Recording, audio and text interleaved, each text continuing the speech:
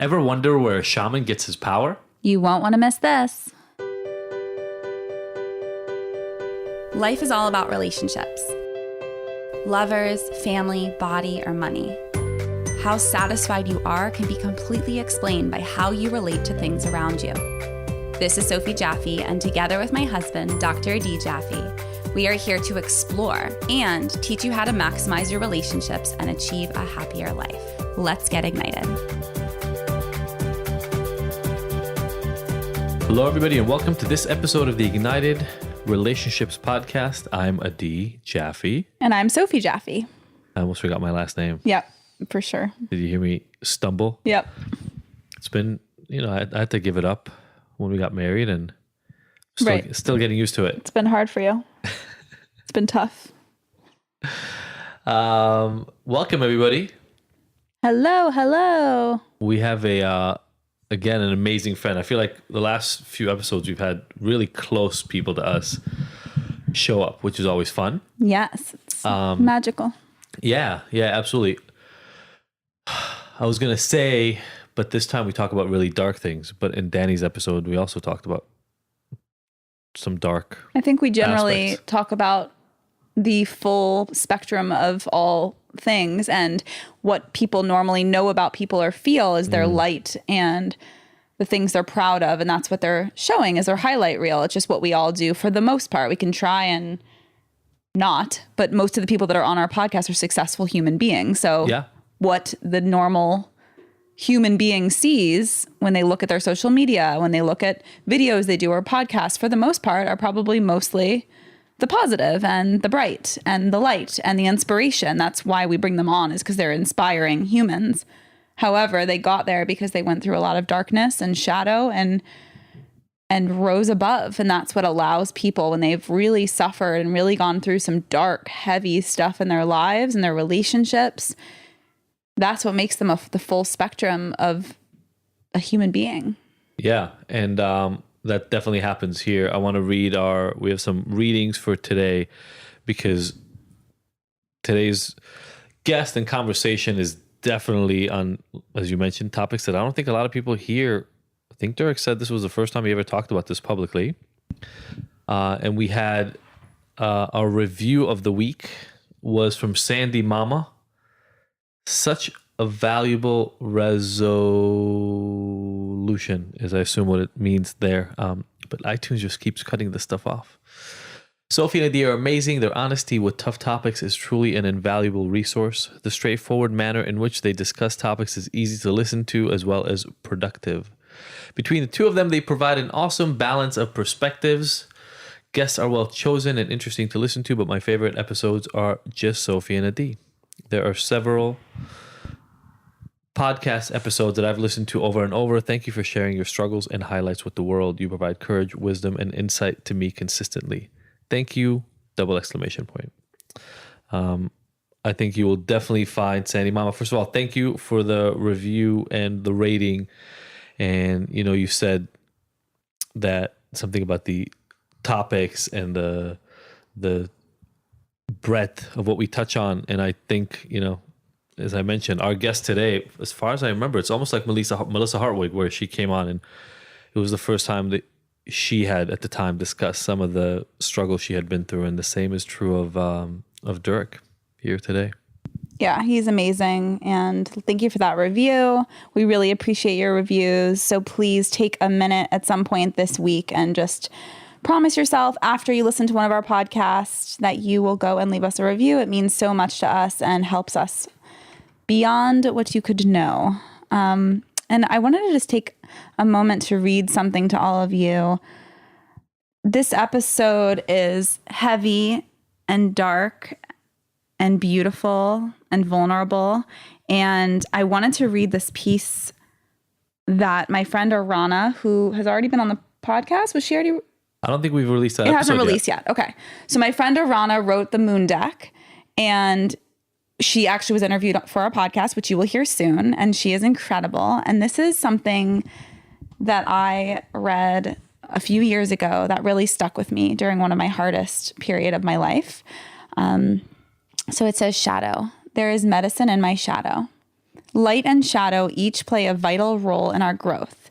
The dark and deep is as valuable as the light and easy. When we accept that they coexist, we can embrace our shadow without letting it define us. Edit that. Edit that out, please. As messengers of the night, owls navigate darkness with clear vision and instinctual wisdom. Owl is here to support your inner journey and awaken your ability to sense in the dark. Some of the greatest artists, healers, and teachers discover their most profound gifts in this realm. The medicine of your shadow taps you deep into your intuition, develops empathy, and is an opportunity to turn weakness into strength. Know that this deeper feeling awareness will ignite an unwavering and powerful core fire within you. As you share your light, do not shun your shadows. Cultivate compassion for every shade of your being. So, damn, absolutely beautiful. Mic drop. Insane. So yeah, this is from the moon deck. All of the cards, honestly, are this powerful. Her words are insane. Aarona, I love you. I'm so lucky to have met you on that retreat that we led several years ago for free people. You were the greatest gift to me. Little did you probably know. And that's because one of my deepest shadows was experienced right before that retreat, which we share about in our, I think, part 2 of the Going Deep episode. And go back and listen to that if you want to hear about that. But some of the reasons that Adi and I are in such a beautiful place in our relationship is because of some of our deepest shadows as individuals. So some of Adi's deepest shadows, some of mine, and these shadowy, darker experiences in our lives that have allowed us to really grow into the greatest versions of who we are in our relationship.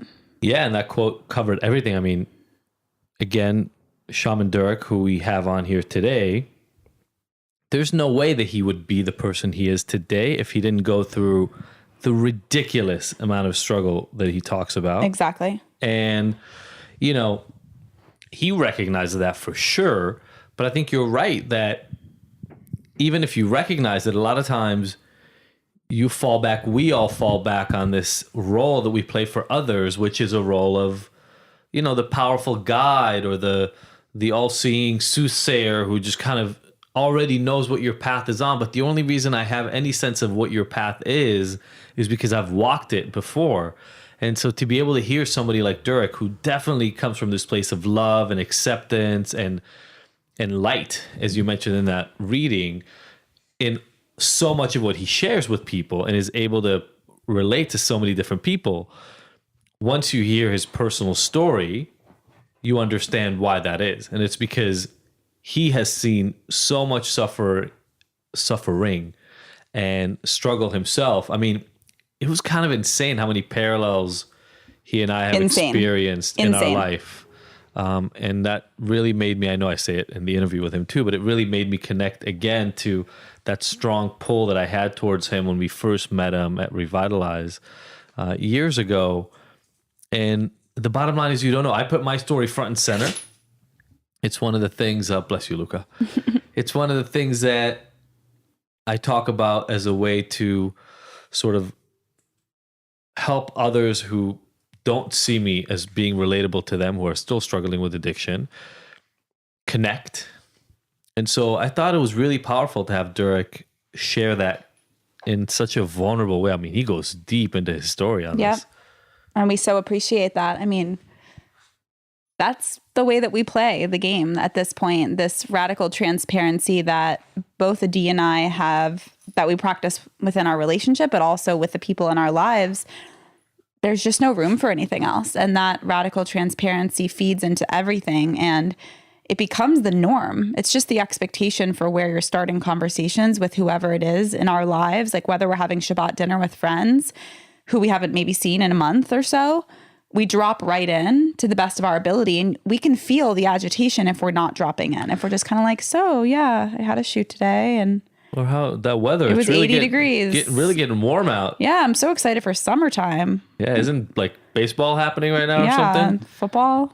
No, football ended. But you wouldn't know that because you don't care. But Yeah, I mean, I think we said this in one of the first episodes that the reason this even came up was one of our friends from Canyon Coffee. Yep. We were at what was it, like a lunchtime thing? What was he? He was making coffee. Oh yeah, it was just an event. It was an event that you guys were having, and you were doing your influencer thing, and I normally sit in the corner, and then he and I were talking because it hadn't been coffee time yet. And within 3 minutes, we're talking about some existential, The real shit. life purpose, meaning kind of stuff. And I said, fuck, like I want these conversations bottled up. That's why, by the way, for those of you who get like distraught about this, our interviews are not interviews. They're conversations. Yep. And that's why, because these are just a lot of times people that we already know who we get into really deep, really intense conversations with. And we've pretty much never had a run-of-the-mill, surface-level conversation with Durek for sure. But I think with most of our friends, we just don't do it. No, and it's funny, the friend breakup that I talked about a few weeks ago, literally that week, like I think the next day. I think the day after that we recorded that intro, after 7 months, we had the most amazing rekindling. Like I could cry with how beautiful the talk was.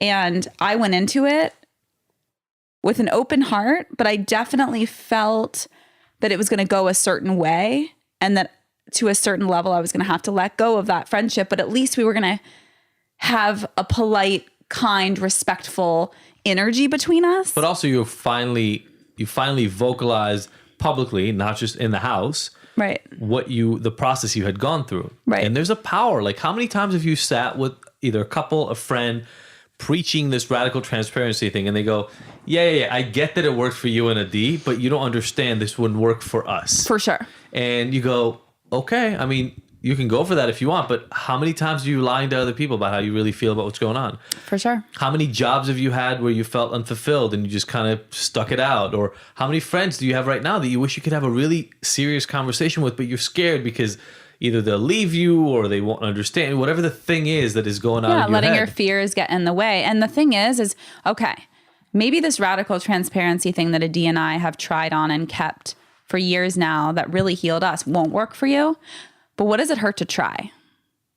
If you're already struggling in your relationship, we have people come to us on the verge of divorce and they start practicing with us and doing this and practicing this on their own. And it's healing them. And it's not the end all be all. There's a lot of other work that comes along with it. It's just one concept that's really worked. So I went to her house the eve of spring equinox and had the most power. I went in, I was prepared. I knew what I wanted to release and say and let die to begin anew, which is what spring equinox is all about, is the ending of winter and coming into a whole new phase, depending on what hemisphere you're in. But the whole thing is like letting something die and then the rebirth, right? Springtime is rebirth. And that's exactly what happened in that conversation. And it felt so good not to go in there needing things to be in a certain way and then leaving the conversation and the experience so filled up and in such a different place. And what we agreed on going forward is being radically transparent with each other. Yeah. Not just with my husband, with some of my best friends, with, work relationships. Like everything needs to be said and put out there to function in this universe, because there's too many moving parts. There's too many assumptions made. Imagine just saving all that energy of trying to be cool or look cool or trying not to be left out or whatever it is, your defense mechanism of trying to protect yourself in this relationship, whatever it may be, to your boss and your job, with your friends, with your husband, with your family. Somebody said this. I don't remember who said the quote. We'll need to look it up and put it in the notes. But somebody had the best way to say this. And they were talking about honesty, but I think it applies to radical transparency. And that is the beauty of being that honest and transparent all the time is you never have to remember your story. Right. If you're lying. You never have to remember what you said to whom, about where you were or how you feel about anything, because it's actually the way you feel. And by the way, as you're listening to this, pay attention. it's also okay if your feelings change. Yeah. Because in radical transparency, that's the whole point, is I can come and say, hey, we talked about it before and I agreed to that thing. I'm feeling differently about it right now. I'm really anxious about what we had talked about. Like that night when we were in bed and you were questioning, being dishonest about all of our stuff publicly. Right. It's okay to re-examine. I mean, I don't think we've done that episode because you and I have talked about it before, but we're going to do an episode on this concept of recommitting to your relationship over and over and over. It's the same principle. Just because, people kind of hang on the vows of marriage or, well, honeymoon phase. He made a promise. Yeah. Cool. But like, do you really want to be with somebody who's made a promise to you if he is no longer interested in being with you, and vice versa? No. And I think I'm wondering if at the end of this episode, when people hear Durek's underlying story, maybe for some people, especially our listeners, I don't know about his, but for the first time ever, how many people will connect to him on a deeper level because they now truly understand what he had gone through to get there? I'm in awe. I'm in awe of him. I'm in awe of his story. I'm in pain for him, for the child that he was and the experiences that he had. And I'm just hope that that kind of treatment doesn't keep repeating itself. I hope that by telling his story, certain aspects to that can also kind of die. Like in the process of that, and like people realizing that that's not the way you treat a child. Yeah. I hope there's some awareness surrounding that. Yeah. Well, as usual, we'd love to hear from you guys about what impacted you and what felt like it hit. Take a screenshot, tag us and Shaman Durek. And make sure you're following us on ignited.me. We have some upgrades coming. We have some up-leveling happening. Yeah. We have Eugene on our team now who is helping us in so many ways. And we want to make this podcast as amazing as it can possibly be for you. So please give us feedback. Make sure you're following us on ignited.me. Make sure for Ignited, make sure you're engaging, connecting, requesting topics. Let us know what you want. Let us know what you want, because we have more energy and time for you now, and our team is growing. Amen. We will see you on the flip side. This interview is going to rock your world. Enjoy.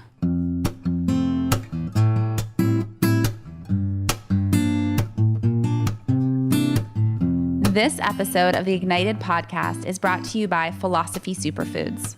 The Philosophy offers cleanses and other nutritional products that are unlike any of the other supplements and detoxification programs on the market. Why? Because they actually nourish the body with whole, live, nutrient-rich foods instead of depriving you and leaving you hungry. Have you ever tried a cleanse only to find out that you can't make it through a whole day because you're starving? Ever try a superfood shake that made you nauseous because it was so disgusting you'd rather not eat? The Philosophy fix all that with a simple set of offerings that load up your body with nutrients while actually tasting good. Makes sense, right? Each of the Philosophy superfood and protein blends is vegan, raw, gluten-free, and has absolutely no filler ingredients. With over 15,000 satisfied customers, including some of the world's biggest celebrities like George Clooney, Gerard Butler, Lea Michele, and over 10 years of experience, this is the best stuff you can get. To buy some or find out more info, go to our website, thephilosophy.com. All right, everybody, welcome back to the conversation part of today's podcast. I don't know how to express how excited I am about this episode. Like, Soph, help me out. I don't know. Like a year we've been waiting for this since we started? Have we been waiting? I have. Every time I see him, I feel like we talk about... Well, like we were saying, it's like in divine timing. This is exactly when it was supposed to happen. I just stopped being sick after a week and a half. Yeah. If this was scheduled for yesterday, I wouldn't have had a voice. This is where I'm still working on it. I'm going to admit it. I'm still working on having that patience, the divine notion of patience. Not quite there. Okay, we've teased it long enough. Yes. Shaman Durek is here with us today. For those of you who've tuned into our Instagram lives at some point where Durek literally will just tune in and I'm like, come on up. And then we just end up talking for a half hour and my people are like, who is that guy? I want to talk to him more. You guys need to do this more. And I just direct them right to you. We met at Revitalize at Mind Body Green, which we realized earlier in conversation is a common thread for a lot of the really great friendships we've been able to create. including Jason and Colleen and like the actual Mind Body Green crew. But you and I met, you spoke right after me at the first Revitalize I ever went to. And I saw you on stage and I'm like, oh shit, I got to talk to this guy. And then we ended up, I was saying, in a picnic table out by like some random restaurant by the pool and just in each other's eyes, just talking for like an hour or 2 hours. I don't know how long it was. And from that day, honestly, I felt like you're a brother that showed up from a completely different angle of the universe, somewhere I would have expected to find a kinship with. But for me, at least, it's been irrepressible. And every time that we end up talking, I learn more, I get expanded. I hope you don't mind it too much. And then we have amazing experiences. So thank you so much for showing up on this podcast for us today. I'm so honored by both of you. And yeah, I remember our interaction at the Revitalize, and one of the things that I loved about you. I mean, I think I connected with you first, Sophie. Was our connection was actually immediate, and then we put two and two together. And when I started talking to you, it was by the pool area. We were eating. They had like carrots and all kinds of finger foods and things like that. Yeah. But what really drew me in to you was the authenticity. Right, was the path, the experience, like, you know, going through the darkness, rising out of it, and then creating this amazing, pathway and life experience that you've been able to help so many people to understand addiction and understand how to garner success out of all of these, these situations that they've gone through. That is a really difficult thing for some people, but because of the realness of your own journey. And to me, that speaks in numbers, because the realness of your own journey has made it possible for other people to be able to, like, it's one thing if you go to someone and they read it in a textbook, but it's another thing if you go to someone who's actually holding space for you because they've actually been in that space. Yeah. It's a different experience. And that's what I really was honored by you. Thank you. And you've had a similar journey, which I feel like a lot of people don't know about. No, I didn't know. I didn't know until we went to that panel. I was like, why is Shaman Durek here? Like, I literally had no idea. Mm-hmm. We just went to a panel a couple weeks ago with Ruby, who we also had on the podcast. And it was all about sobriety. And I was shocked. I had no idea your story, which is so fun. I love learning new aspects and yes. who you are. To me, it empowers the story more as well, because like you said, you come from a family, there's a lineage to what you do. You actually lost your way somewhere in there. This wasn't, everybody sees you now and thinks you've been like this since you were born. But that's not true. Not at all. He didn't even cry out of the womb. It's like plopped out. And just like, oh. He came out and he was like, this is my journey. Yeah. Not at all. No. I mean, I grew up in a very old school family. My father was born in 1923. So you can imagine from the way that he looked at the world, from what I was actually going into, being born in 1974, family that has, fifth generations, as I know, of, shamanic lineage, as well as, having this very strong African, background in our family. And African culture, there is no affection that comes when when the families have actually migrated to America. They lose a lot of that connection. And African cultures are very strong. Like my grandmother, she didn't have to say anything. And like you would just look at her and you would know not to do something, So there was always this very strict, and then there was also a lot of discipline, and they believe very strongly in discipline and that your kids do not disrespect you on any level. And my parents divorced really early with my mother, who's Norwegian and Native American. So my stepmom came in, who was Filipino, Catholic, and Hawaiian Japanese, and she was just as strict. And so the level of beatings and constantly getting smacked in the face or like kicked or punched or beaten for like little things, just like it was like one little thing I do, and they was like come into the room and they would open up a closet and be like, choose which one you want to cleanse yourself with, and you would hand it to them. You would confess all the things that you did, and then they would take your clothes, and then they would beat you until you couldn't walk. And that was just the way it was.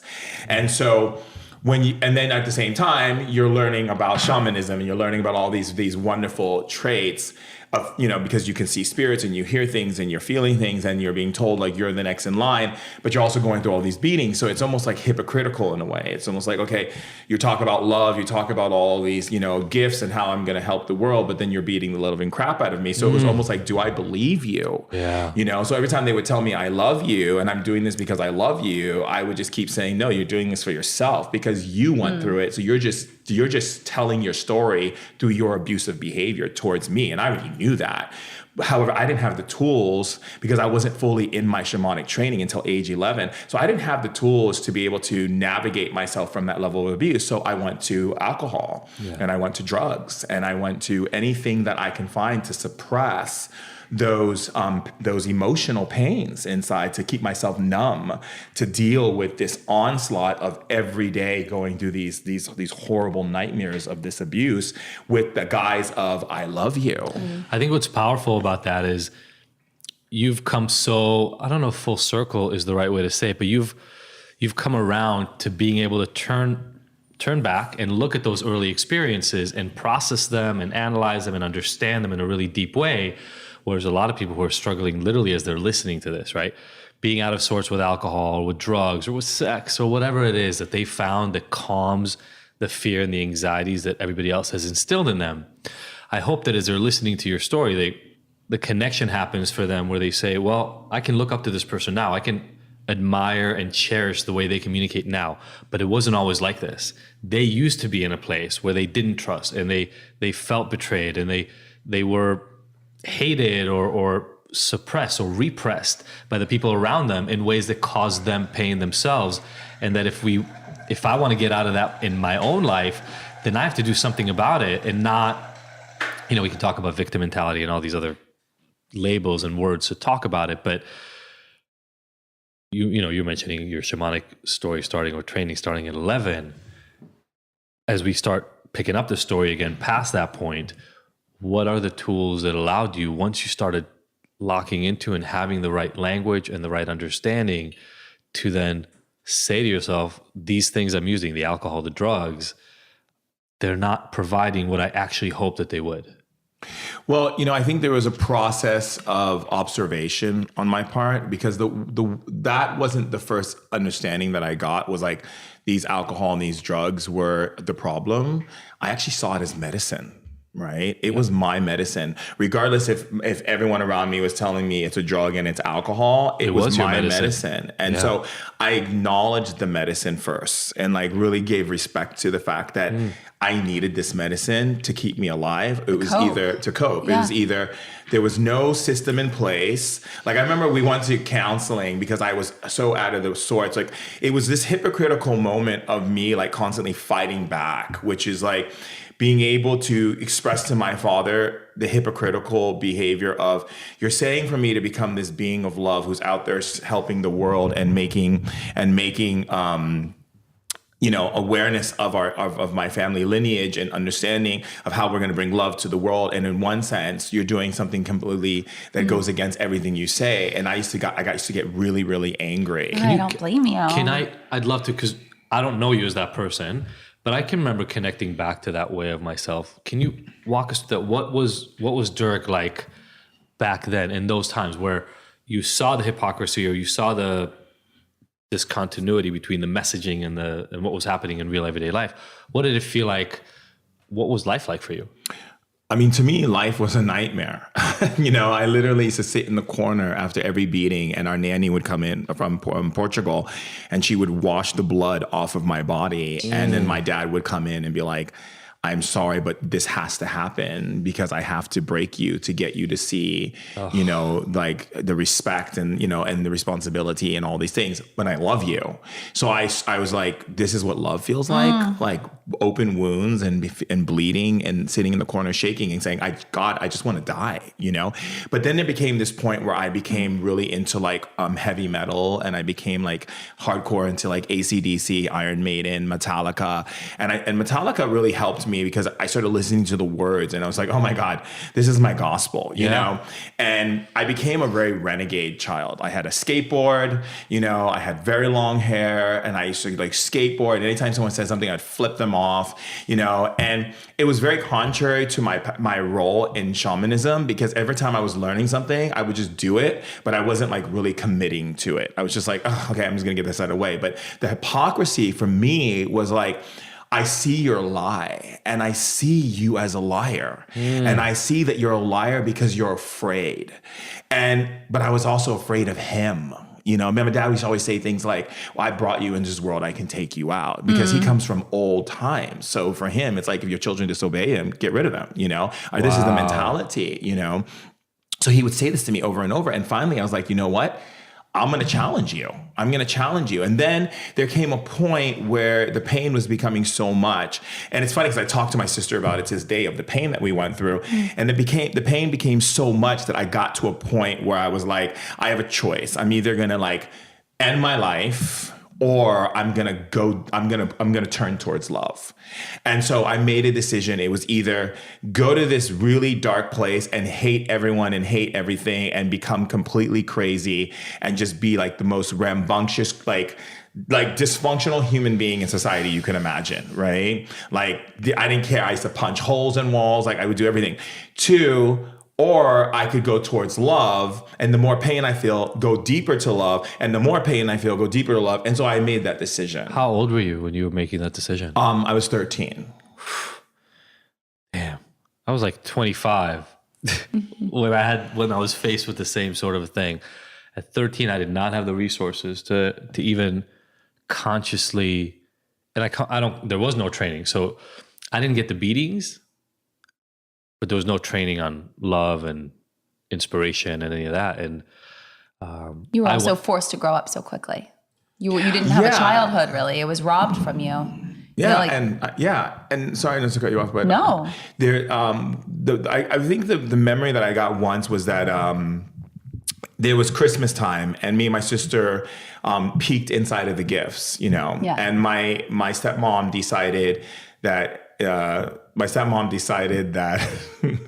That we were, you know, going to have to pay the consequences for it. And she's like, you're going to get this, but I'm not going to tell you when it's going to happen. So like, we're like waiting, saying, okay, we're going to get beat. What's the consequence?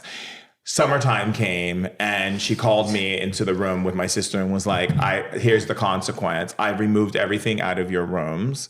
I've changed the locks on your doors. You're going to spend all 3 months in your room. The only time you're allowed to get out is to go to the bathroom, and we will bring your food to you on trays.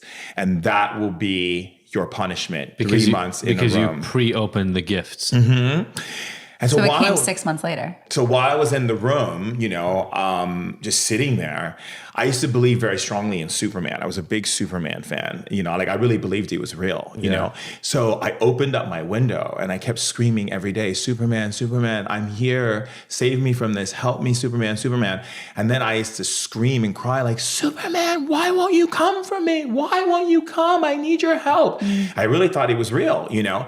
And then I was sitting in the corner and my sister would talk to me through the heater vent, and I would stand up on the edge of my bed. She was in a separate room. Yeah. So her room is next to mine.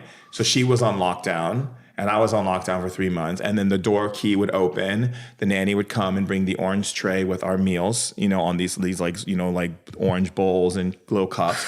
Then we would knock at the door 3 times and we would give it a chance to go to the bathroom, and then we'd be escorted back to the room. So we literally lived the same life. You just did it like 12 years before me, and I went to actual jail and you had jail at home.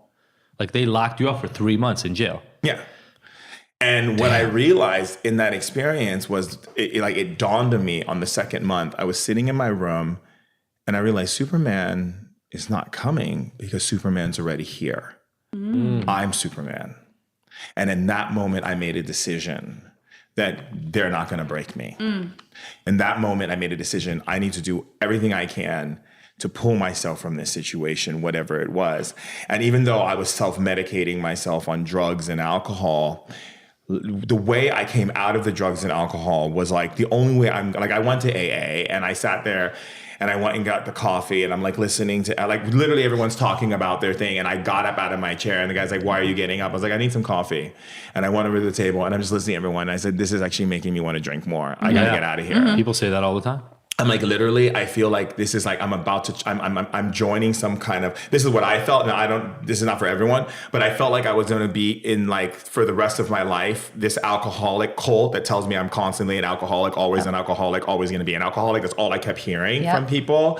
And I had to get out. So I got out. And one of my friends who's a doctor, I started working for him as a side thing. And then he was like, look, he's like, here's the deal. He's this amazing guy. He's Jewish and he has this beautiful ashram up in the mountains of Mount Tamalpais. And he's like, why don't you just come here and face your demons? And no one can see you, and decide how you're going to do that. And I decided that I was going to like bring the alcohol with me in a room with a mattress and a bucket and tissue. And I'm just going to let the emotion come up. And when I felt the emotion, I started feeling anger and rage come through me.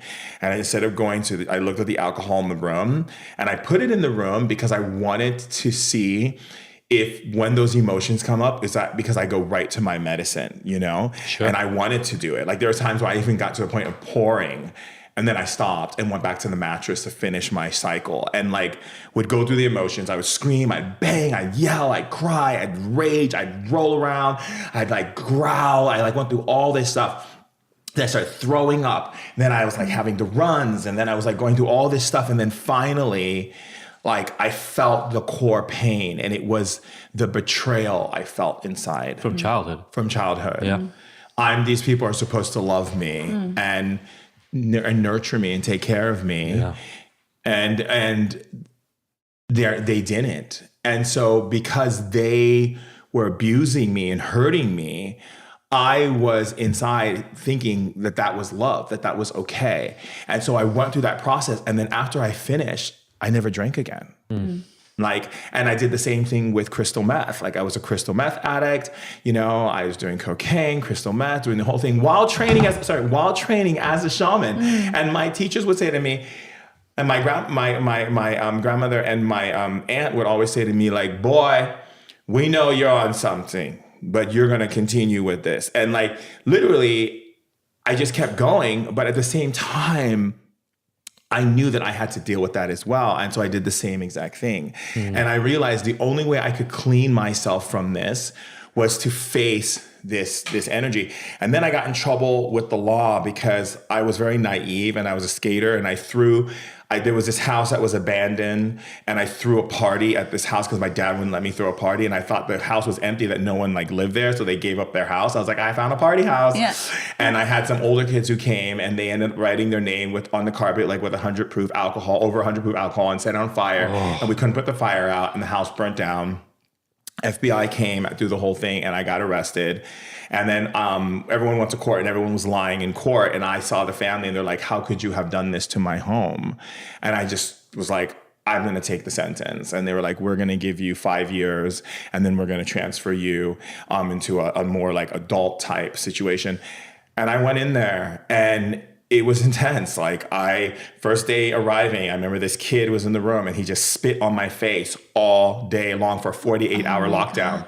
And I wanted to kill him. And these people had like a thing. They were like, hey, newbie, that kid and his brother just murdered some people. They're going to San Quentin. Like, don't do anything to him. Do not rile them up. Because they don't care. That's a crazy thing about lockdown that people have a hard time understanding. Because we see in the movies, when we see it, there's the boredom and there's dehumanization piece, which just happens. Like, people ask me what jail was like. I say it fucking sucked. But beyond that, it dehumanizes you, like from the moment they close the gates.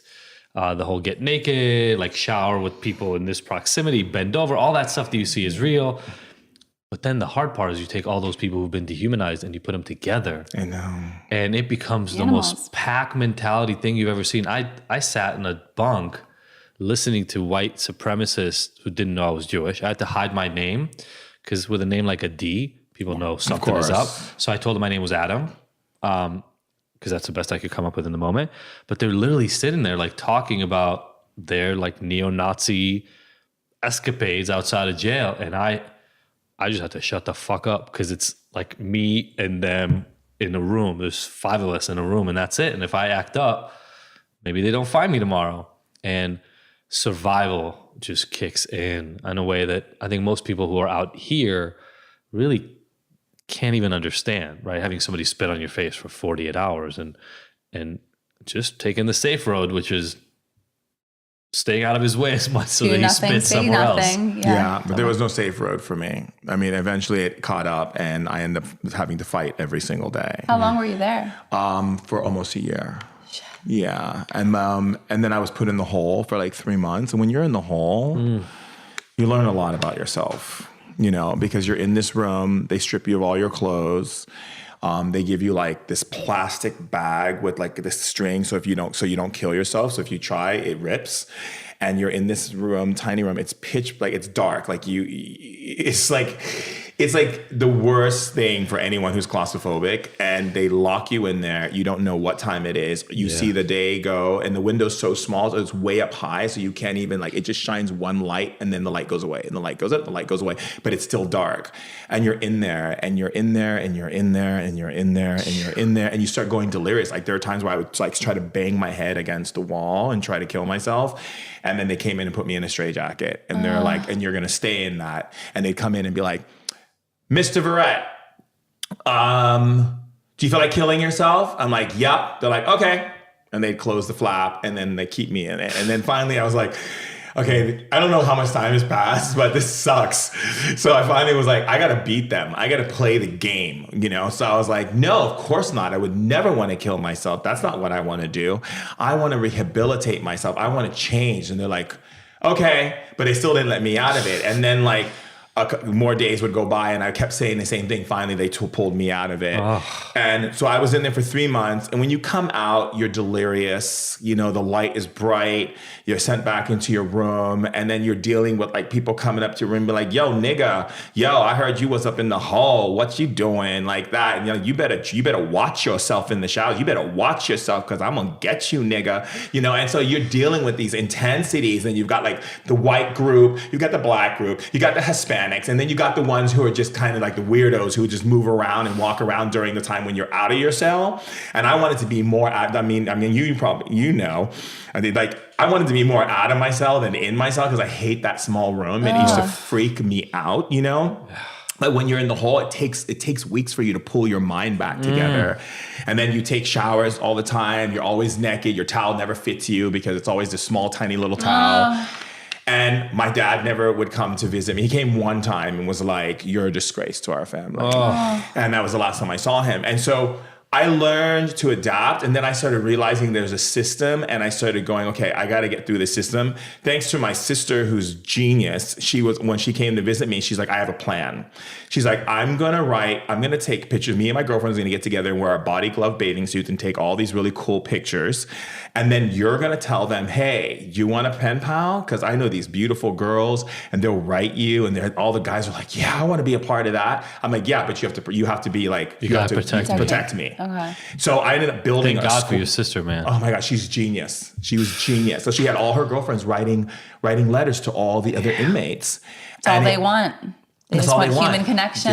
Back to the conversation we're having. They wanted what you wanted. There was just almost like the communication was broken. It was like, because of all the pain they had gone through their own environment, just like you had, people didn't have the tools to say, hey, I'm fucking struggling right now. Can you just hold my hand? Like I'm about to cry. And especially as men, we don't get told that that's okay. So instead what happens is you sit there and you fight and you destroy each other. Yep. How old were you during this time? I was about 16, 17. In jail? Yeah.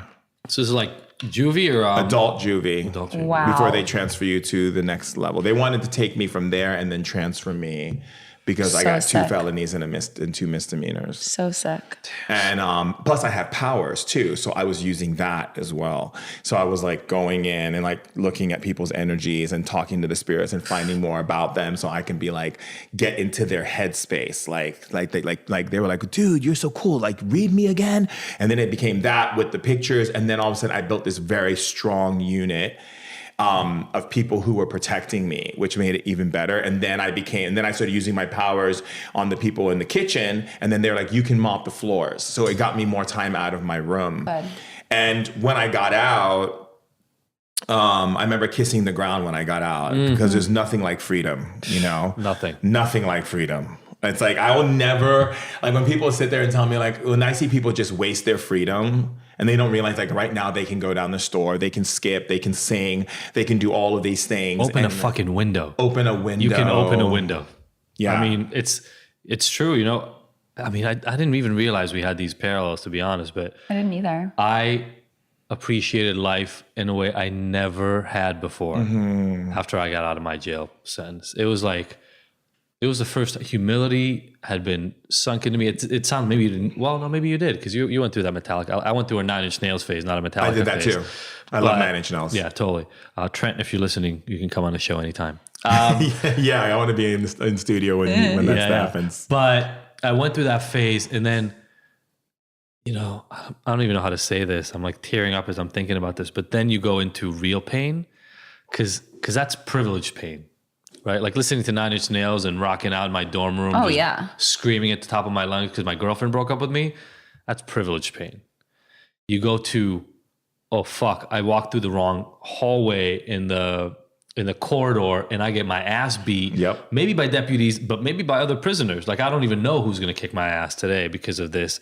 And I only got in 3 fights in a year. Well, the deputies will try to sucker punch you so they can get one punch in and act like someone else punched you. So corrupt. It was, when I got out of that place, I remember, I mean, I've told you this before, Sophie, I was like, whatever I have to do to not end up back in that place, I'm game. And there was a humility that got introduced for me that never had before. And like you said, I never thought about it in those terms, but just such an extreme appreciation and respect for freedom that I'd never had before. Yeah. I mean, I'm doing one of my projects that I'm engaging in is going to be going to Oregon and working at Silver Creek, which is a prison out there in Oregon, and go there and like support people and teach them how to meditate and like all the prisoners and things like that. Like that's the new thing that I've been talking to some of the people there and see how we can make it an arrange. But I remember I cried and kissed the ground, or cried in my idea of crying, because like crying for me was a very difficult thing. But really, like, I had tears in my eyes and I kissed the ground. And I remember when I was in jail thinking all the things my friends were doing that I couldn't do. That also was a nightmare. Like that even like wrenched at me, you know, the idea that everyone has this freedom and I'm stuck here behind these bars, behind these walls with these crazy people who will, you know, just do whatever they want, whenever they want, without like reason. You know, I remember there are times people would walk by me in the hallway and give me a look. I remember one time my cellmate, all these guys came in and beat him up, and I wanted to protect him. And they're like, if you jump in, you're next. So I I backed off, you know? And he even said to me, I'm glad you backed off. I don't want you to happen what happened to me. And he had to go to the infirmary because he was like badly beaten, you know? And, you know, even just the nights of like listening to my cellmate masturbate and like all the things that I remember. And the lights, they never fucking turn the lights off. The lights never turn off. They never turn the lights off. So it's like they just keep you in this state of delirium, anxiety and stress all the time. And All the time. And it's cold and you just get used to this. I mean, honestly, living like an animal. Yeah, and it's cold, and you have this tiny little thin blanket that does absolutely nothing. Your mattress is so hard. You know, I didn't even have a pillow. So you adapt yourself to it. And so when I came out, it really created this deep awareness inside of me that I never want to go into that situation ever again. Yeah.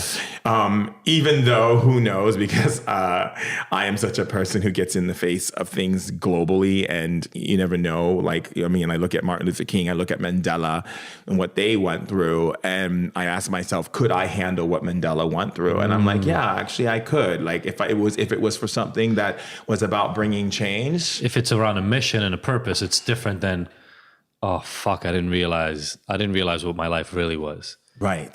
Which is different. I went in because I didn't know how to deal with my emotions, and my punk way of dealing with it was selling drugs and using a shit ton of them. That's why I went to jail. There was no purpose, no mission behind it. But again, there was. And that's the funny thing. And that's what I learned in my experience was that I needed to go through that experience because it taught me things that I needed to process so that when I go to help people, I can hold the container for Anybody. for anyone. Well, you also went through it when you were 11, that 3 months, and that for whatever reason you didn't get what you needed in that moment. So you had it again. The opportunity was presented to you again as a 16-year-old, almost identical. Yeah. 3 months. 3 alone months. Yeah. in that confinement. Yeah. But Superman. But now look what you can do for people. Yeah. I realized I was the Superman. Yeah. I had to save myself. Yep. And at that moment, I also looked at religion and this idea of like, there's this person coming to save you. Yeah. I gave all of that up immediately. And I went full on into really like debunking a lot of the nonsense that I see that people have in this entitlement that Dogma. someone is supposed to save them, the dogma, the idea that they're waiting on someone to do something for them. They're waiting on someone to give them permission. They're waiting on someone to tell them that they're beautiful enough. They're waiting on someone to tell them that they can do it.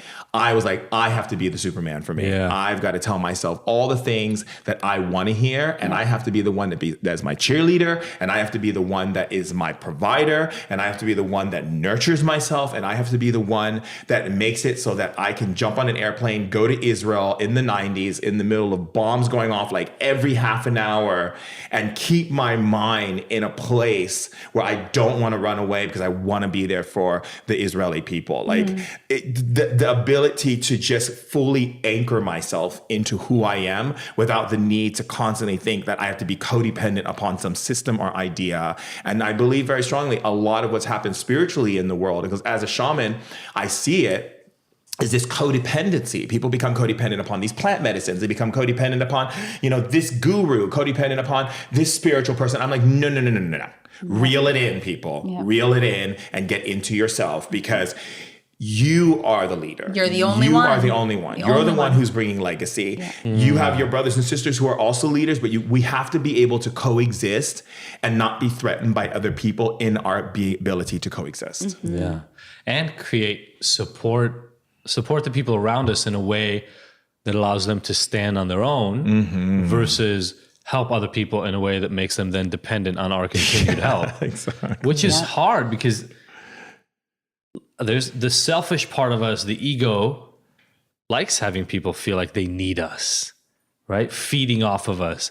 We might talk about it as being stressful and it requires a lot of energy, but there's also a part that loves being central. No, but as a healer, that's when you've really become who you're here to become. Like the minute that, like, for example, I used to work one-on-one with clients forever. They're never going to be like, you can always need a therapist. Forever, there's reasons to sit in a room together. And same for like nutrition and eating. There's always going to be something. 2 years ago, I said, from now on, if I work with anyone, my top is 3 sessions, period. Because the lessons that I can leave for that person, the things that they're going to absorb from me, what I can teach them, if they can't get in three sessions with me, then I'm wasting my time and theirs. I'm repeating the same thing over and over again. In 3 sessions, I say the same things over and over again. If it doesn't penetrate, that's on you. You're just not, it's not timing. It's not me. It's not you. It's just not the right timing. You're not going to get what you need from me. So then you have to go to something else and figure it out. God, I love you. Right? You're Like amazing. release it. Yes. Like I don't need to be your person. I'm not your person. You're your person. Even a lot of the couples work that we do now is a weekend, Right. like a week with a couple. Drop in. Go deep. Yeah. Let's unravel. Give you guys the tools, Give you and some now you got to go tools. do some work, because Yep. otherwise we could become your crutch, and then we're gonna have to go through another process down the line at some point to release you from that. So you were 16 or 17 when you got out. I was going on 18. So that's really close to being transferred to adult. Yeah. Did you get out early? Did you get out in time? How did that work out? I got out early because of my good behavior. So you played the game. I played the game, and then I was on probation, and then I got off probation because my parents thought, well, we're going to use this opportunity to make him like our house slave. So like literally anything my dad would say or my stepmom would say, if I didn't do it, they're like, we're going to call your probation officer. So I would just be like, you know, Whatever you need. whatever you need. They would call me like 4:00 in the morning and scream from their room, get me some water. And I would get out of the bed and go down the stairs and get to the water cooler and get them water and be like, here's the water. They're like, you didn't move fast enough. Next time, move faster. Boom, they'd close their door.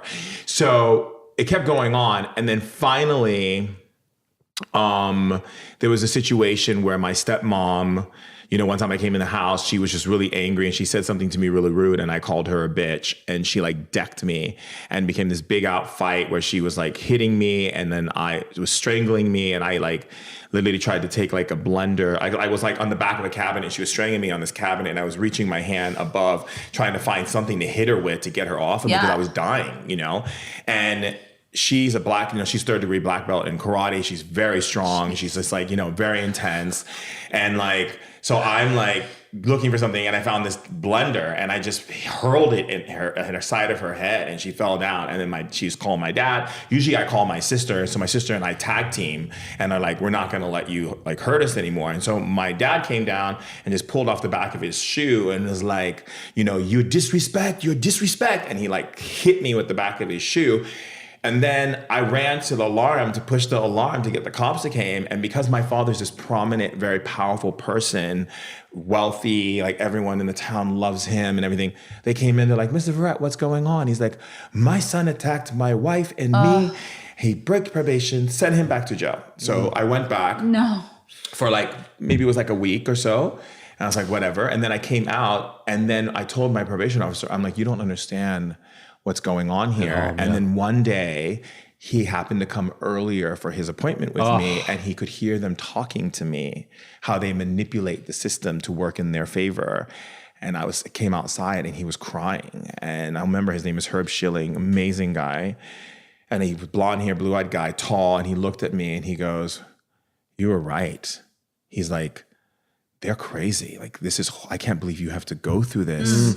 He's, I'm going to do everything I can to get you out of this system. Thank God. He goes, you've helped so many people while you were in jail. So many people you counseled so many people. You gave so much love to so many people. You know, he's like, even to me, and I've been so hard on you. And you're always helping me. You're always asking me how my wife is, how my kids are.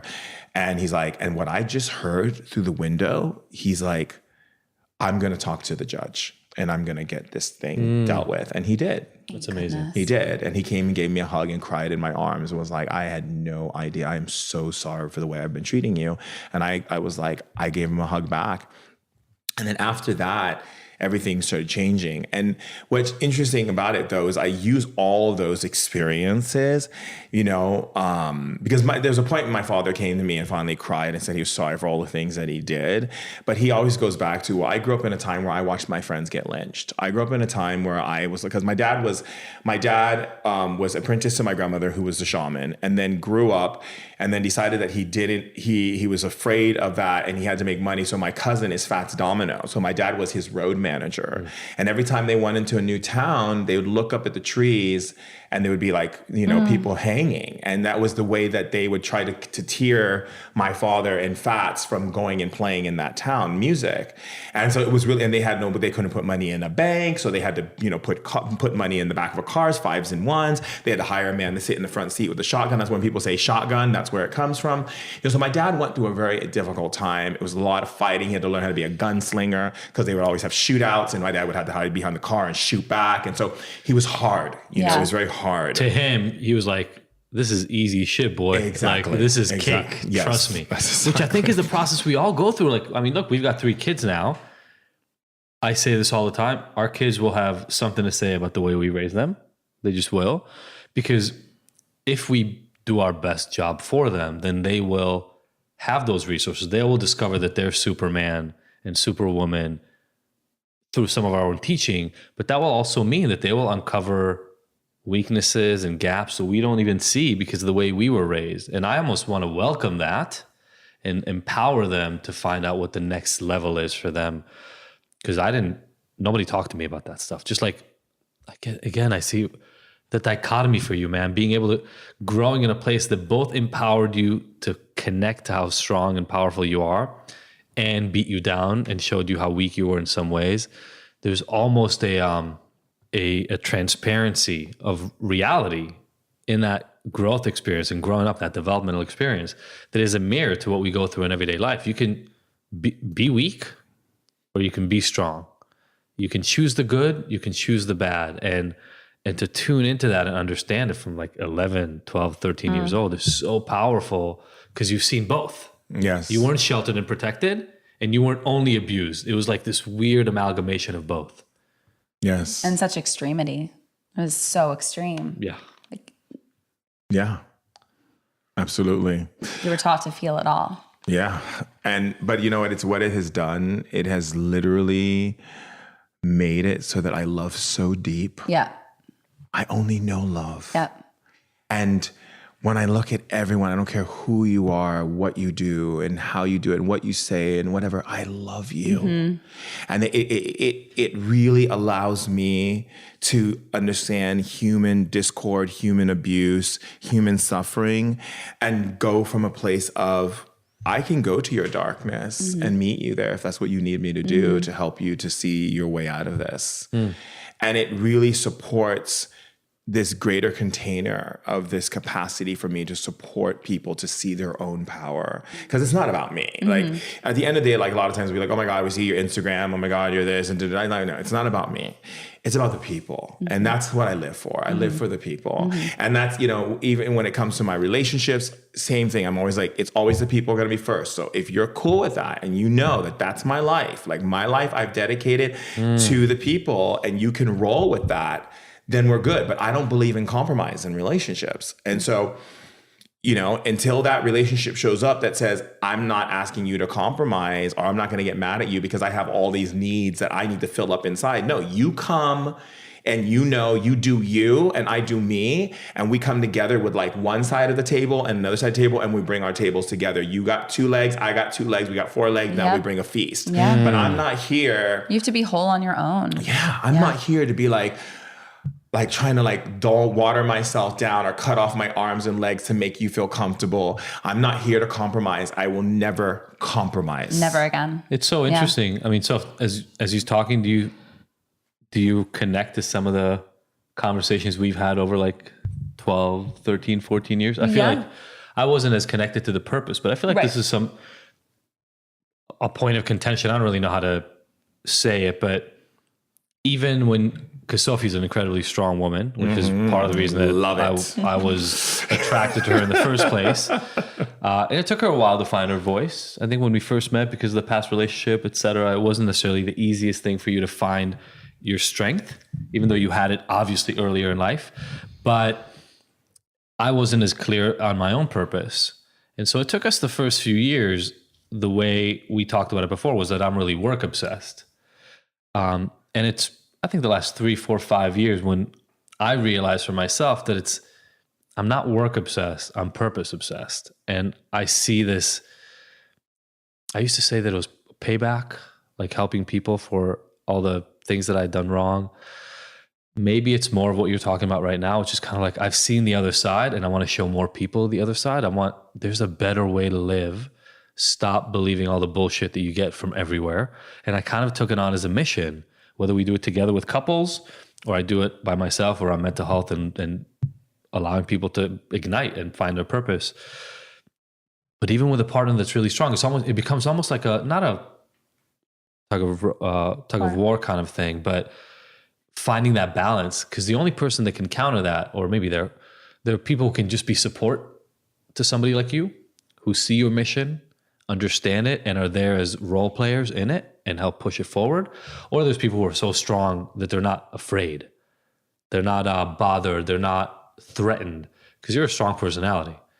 You know, introvert maybe, but you're a strong personality. I am a strong personality. So it's almost like you need an equally strong polar opposite to you. For sure. And you balance each other out. But sometimes there's a little friction there because you are strong. And so the partner really has to know how to show up to that relationship in a strong way. I think it's also just knowing for you, because I can't speak to you, but for Adi, it's also having a strong partner who can hold her own, and also navigate the difference. It's not always cut and dry, obviously, or black and white, but knowing the difference between like, is it an addiction? Is it just to like, where's the end? And to me, it's always navigating like, you come from a world of addiction, and it was drugs, it was meth, and then it was sex, and it was these different escapes. And sometimes when I see you with your work, you are very focused, and that's beautiful. And the changes that you bring to the world are unlike anybody else. And I inspire me constantly. Mm-hmm. And sometimes it's busy just to be busy, work just to work. And that's the difference for me that I am always trying to navigate is like, the priority here is family. We created a family. And when I create humans to change the future, I need my partner along for the ride to do that too and have that be the priority. Yeah. And then your passion for sure is along the same lines. Yeah. But I think for me, it's always navigating like, you can change the words. You can say, no, I'm just driven and I'm obsessed with, my passion and I want to make a difference. And that's true. And there's a little bit of dysfunction in it when it's constant. And so that's my thing. Can I add something to both of you? Okay. So you have, so I'm looking at your frequency alignments. Yeah. Okay.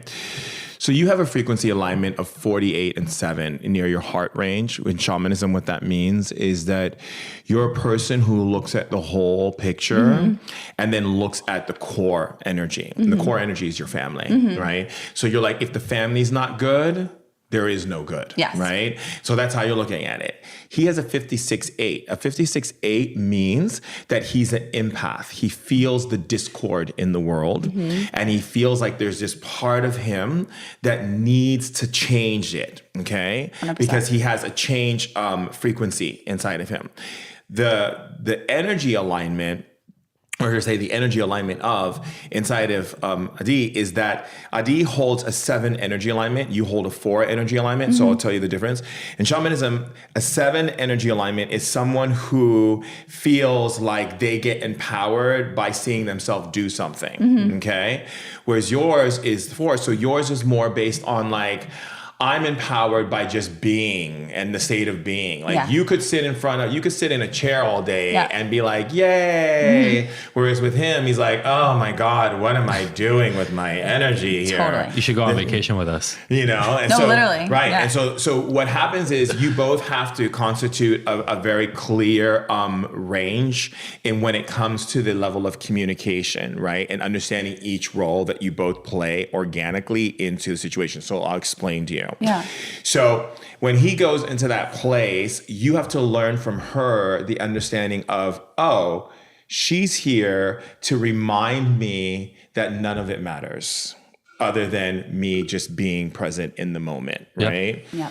And then what he does for you is to go into a space of looking at, okay, am I creating the structures that I want to create to bring out into the world? Exactly. And so the conversation that takes place is, how do we create that level of communication? And then also the other thing that comes up, which also is very interesting that you both have, which is the 72 alignment in the throat, which is how much time are you taking away from each other to be able to be in your own creative space?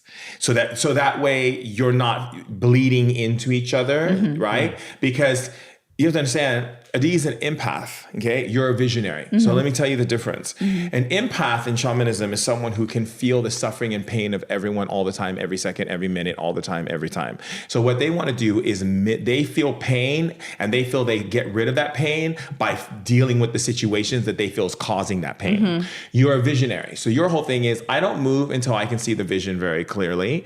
And I want to see the vision. I want to see the things happening. I want to see, so you already have the vision, and then you're like, oh, well, this is going to happen anyway. It's all divine timing. Exactly. But it's like, but you see that it is divine timing because you know if you pushed it, it's going to mess everything up. Whereas he feels that he has to push it. And that's the lesson for you as well too, is realize that the push or that knife behind the back, right, has to shift into understanding, like, and this is what I tell people all the time, and I'm sure you've heard me say it at Revitalize, which is alignment over hustle. It is the understanding of knowing that when you're in alignment in the heart space, right, all the things that you're asking to come into fruition, like having that family time, is actually the key element that brings more to your path. Yeah. Right. And so if you see that by taking that key into Sophie and going, okay, you know what? I am not going to make this about work right now. I'm going to make this about play. I'm going to make this about like being present with you and the kids and whatever that looks like. And that's going to open up all these other doorways for you. 100%. And because we're good together, we have the conversations, and it's an iterative process, because my pull is towards my way, her pull is towards hers. And what I find is that we keep improving how to talk about it. Yeah, but you have a 2, so you're a bit stubborn. You have a 2 energy range. I don't know what you're talking about. You have a 2 energy Sophie. range, so that means that it doesn't. You could have the conversation. It just depends on what day she actually confronts you with the conversation. Depends what's going on in your day. Because days for you actually are really set your tone energetically. Yeah. So what Sophie has to do is she has to become like a scientist and figure out, okay, this is what happens on Monday. This is how he acts on Tuesday. This is how he acts on Wednesday. You are actually empathically geared towards the week's schedule. It's really interesting. Can I tell a story? Mm-hmm. I want to hear the rest of it, but this is a story that was funny. So, do you remember the weekend? Yeah. Okay. She knows. She knows what I'm going to talk about. Okay. So Every Sunday. I think we were gone. Don't kill the punchline yet. So can somebody edit that out right now? Whoever's editing this podcast. So, I think we were on vacation, and the weekend was coming up, and Saturday we had a blast. I think we were at the beach or something. And then Sunday came up, and I'm just anxious. I'm stressed. I'm getting pissed all the time. I think we got in fights, like repeatedly, week after week, we're getting in fights. And then Sophie sits me down one day and she goes, it's almost like by Friday afternoon, you start just, de-stressing from work. It leads into Saturday. Saturday, you're here. We're having a good time. And by Sunday, it's almost like you're screaming to everybody, I don't want to do this anymore. I don't want to relax anymore. I want to get back to work. But it's Sunday, so nobody's doing shit. Everybody's just hanging out on Sunday. I don't want to hang out. I want to go back to my shit. And Sophie's like, we got to figure out some way for you to do something on Sunday as a bridge, because you do this every week. Every week you get anxious. He kind of got depressed and like anxious, like the depressed energy, because he wants something and it's not there. Like the rest of the world is done on Sunday. What's with you people? Just get back. You already had a day and a half. So he like, I think I'm a little depressed, and like by Monday he's fine. And it kept happening, the same pattern. I was like, it's just Sunday. You're just over the weekend on Sunday and nobody else is showing up for you, and it's the same pattern. And so now we know that on Sunday it's okay. And you're saying it might be map out the week. Well, we have to understand, again, you're an empath. Okay. So we have to go back to that, because so shamanically, if you came to me and you said, this is what you go with a couple and you're like, this is the situation that's happening in our relationship, I'm going to tell you this. You are an empath. You have still created what we call how do we call it? It's a reverse energy field. A reverse energy field in shamanism means that you're getting your value, your love, your self-awareness of self when you feel like you have purpose. Okay. When that is not showing up, you think that there's something wrong. Yep. Okay. So pain starts showing up, depression, sadness. I don't feel like my purpose, I don't have purpose anymore. You start to disappear. You start seeing your fingers disappear. Everything starts to disappear. Everything starts looking boring. Everything starts getting boring. That's because there's a wound that still needs to be dealt with. The wound is, I am a beautiful person, powerful person, loved person, if I absolutely choose to go sit under a tree for 5 years and do absolutely nothing. I'm still contributing. You see, there's an energy of this old adage, right? Where sometimes people don't understand how monks operate. A monk can go sit in a cave for like 3 months, right? And someone of your stature would go like, what are you doing? What is going on in that cave? Like, or someone who's like a high powered like CEO would think that, but they don't understand that by the monk making that choice to be in that space, they're opening up energy for new thoughts, new ideas, new experiences, new creativities to come through. Just by the act of doing nothing, you're doing something. And so, but you've antiquated the act of doing something, meaning that you matter. And what we have to do is go into that root issue, which basically connects to your mother, and go into that root energy of like my purpose, my value. I don't want to feel helpless.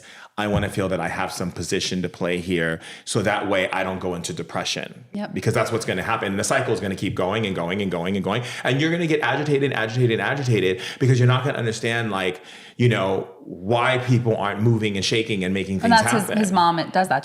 She's a doer. Yeah. She's always doing. No, I saw still. yeah. I mean, it's in the files. Yeah. It shows it, like the moment I asked the spirit, show me the file, and it went straight to his mom. Yeah. And it went to, you know, constantly making sure you're checking over things, looking things. What's going on here? Checklist. Did you eat? Did you do this? Yeah. Did you do that? You know, what's going on? That's what his mom's energy was doing. Yeah. And it tapped right into that core energy, which you've been holding under your left side of your rib cage, lower back, in your lower back, and your upper neck and shoulder on your left lateral side of your sternocleidomastoid. But the thing is, the choice is yours, how you choose you want to deal with it, but your body doesn't want to feel that anymore. Mm-mm. It wants to feel loved, regardless of if you choose to sit and just stare at a tree and do absolutely nothing. Yeah. You're still loved. I still got to get somebody to massage that out of my left upper mastoid. But yeah, I get it. I mean, it's definitely, you know, this is what I love when we were talking at Revitalize in Arizona that time is, you know, for each one of the pieces that you talk about, whether we talk about neuroscience or epigenetics or cognitive behavioral education and that, you know, the behaviorist approach in psychology, there are all these common threads between the message you're giving and the messages that I've been taught my entire life of, you know, just how you develop into the person we see in front, and how not just possible, but how likely and empowering it can be to change some of those patterns to better fit your current status. When I was by myself, being the way that I am, not that big a deal. Sure. Because I dictate what my life is like. I wake up when I want to. I go to sleep when I want to. There's no reflection. I have a wife and 3 kids. I love Sophie. I love the They're try. 4 people. They're 4 people. Yeah, when there's no reflection, it's great. You can do whatever the fuck you want whenever you want to. Get up when you want to, go to sleep when you want to, work when you want to. I have a reflection. It's just you now. Yeah. Yeah. So to me, it's beautiful. To me, this is what growth is like. This is what developing and becoming a better human as I go along is. That's why being in a relationship is the ultimate test, because you're constantly having to look at your stuff. And then having children, it's even harder because they're constantly reflecting everything back to you even more so. Let's change the word harder. Change, like, 'cause I'm a wordsmith, so let's get rid of the word harder to it's an enlightening challenge. Mm-hmm. Yeah. It's so funny you say that, because I focus on words with us all the time. Remember the other day, our son Leo tends to embellish and lie. And we were in the room and Sophie goes, "You're a liar." And I said, up, let's step back. Like, you're not a liar, but we keep seeing you not being able to tell the truth. So we need to figure out what's making you do that, because I took on a lot of labels growing up. I was a punk, I was a rebel, I was an asshole, I was all these things. And then you just take them on at some point and you go, all right, cool. This is who I am. And, you know, you get the skateboard and you bump 9 Inch Nails or whatever the equivalent is nowadays. I don't even really know, to be honest. Bow down before the one you serve. I love it. Trent, once again, no, I'm just kidding. So you have a lot of, thank you, by the way, for sharing where this all came from, because I think that's a really powerful thing for people to hear. And you're always doing amazing things. And last year I was pointing out to you before we started talking here that last year that seemed to be a lot of travel. This year you're here in LA more than I've seen you probably since I've met you. Lucky us. But you're also doing a lot. So you've got a book coming out in October, right? Yeah, Tanya? October. Yes, October. What's that? October 15th. What else is going on? I mean, so at Shaman Durek is your handle. What are some other ways that our people who I guarantee at this moment are sitting there going like, how the fuck do I connect more to this guy? With or without the swear word in the middle of that. What are some of the things that you're doing? How can people find you? How can people connect to you? So, so I have a book called Spirit Hacking that is available now on Barnes & Noble and Amazon. And so that comes out in October 15th, and it's amazing. I'm really excited because the book is about putting the power back in people's hands and really teaching them shamanic skills that they can bring into their everyday life, and without the whole woo-woo or because a lot of times what I've seen in Western world is Western world has taken shamanism and bastardized it to Palo Santo sticks, sage sticks, drumming, and animal spirits. And that's not what shaman and plant medicine, and really teaching people like what the different types of shamans are, what is the message of the sociology, the anthropology, the understanding of, social dynamics, economics. So all that's in the book. We talk about that. We talk about allopathic. We talk about holistic. And we talk about how do we as a human being, as an individual, and then collective and as a global community, how do we coexist and create a lit life? And so lit life means to me a light intelligence. It means the ability to live at the highest potential of our beings. And so that's what the book is about. The other project I have going on is I've teamed up with a very dear person to my heart, Princess Martha Louise of Norway. And we are building a women's social hub that's going to be global. Awesome. So that we're going to be doing stuff like that through United Nations and speaking on major social platforms, everything from Davos to you name it, to all the major arenas where some of the top 2% of society can start listening to what we need to do to make some major changes in the world. And also I'm creating a way for human beings to really step back into leadership. So after, this year we have a lot of different events happening, but really kind of getting together with other people such as yourself. I have this neuroscientist, I have this person from Oxford, Dave Asprey, all of these people coming together. How do we utilize our skills and our talents to come together and start creating a sit-down talk of what we can do to start making change in the world? That's what my focus is as the present moment. And then of course doing stuff in the prisons, because I feel like right now where we are in our evolution is moving out of that place of I don't know how to participate to here's all the ways you can participate. Yes.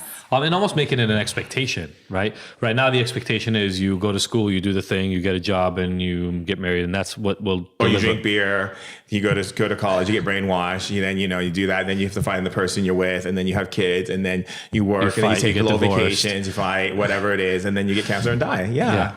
Yay, the Matrix. Great. I love it. Love the Matrix. So much nicer to give people real tangible tools they can sink their teeth into, make a difference. We just volunteered at Project Angel Food on Monday. People forget how good and connected you feel to the world when you're literally, you said doing nothing. This wasn't doing nothing, but it was doing for somebody. I know you're connected with Lorrea. We had her on the podcast. There's so much good that can come into your life when you start focusing on what other people need and not so much on that story that the Matrix story, as you talk about it, that we've been told over and over and over. So I would love you actually to come, because that's one of the projects that I put all my energy into is Lunch on Me. So I just did a huge campaign where I raised a lot of money with the help of so many amazing people in the world so that we can build a center to get the homeless people. It would be nice to have you come out and speak about addiction to a lot of these homeless people. We're going to start bringing our kids to come volunteer with them, first of all. Secondly, whatever you need in terms of speaking, obviously. And again, all of our people, please, go follow Durek and just everything he's doing. I feel like you're one of those people in our world, in our circle, that empowers. There are a lot of people. There's a lot of work that we do on a regular basis. You're one of those people that I feel like when we're with you, there's a lot of empowering and a lot of leveling up that ends up happening when we spend time together. So thank you for doing that and all the other work that you do. I love you so much. And Ani Ochevet. For the rest of you, you can pick your jaws up off the floor. It's time to go to work or whatever it is you do after you listen to our podcast. Should we do the 5 questions? Oh my God, 5 questions. I literally forgot. Okay, 5 questions. Okay. We ask all of our guests 5 questions. The first question is, what is the best advice you've ever received? So the best advice I have received is to subtract and keep subtracting in life to have a good life. Amen. Love that. I'm starting to learn that. What about your proudest moment? My proudest moment is getting out of the wheelchair when I was told I was going to be paralyzed for the rest of my life. Damn. With all that story didn't enter this. All right, Maddie and Eugene, we got to plan another episode. I love it. That's got to be powerful. Our stories are parallel in so many ways. It's ridiculous. Yeah, I knew that from the beginning when we were at Revitalize. Ridiculous. Yeah. I was in a wheelchair for a year. Obviously. I was in a wheelchair for a year. What is your most difficult moment? My most difficult moment was being on dialysis for 8 years. You know, a lot of the people that we talk to do a lot for others. We find that requires a lot of self-care. There are a lot of things that we have to do to take care of ourselves so that we can show up for the people we want to show up for. What does that self-care look like for you? Singing Disney songs and playing video games at home. Yes. Love it. Love it.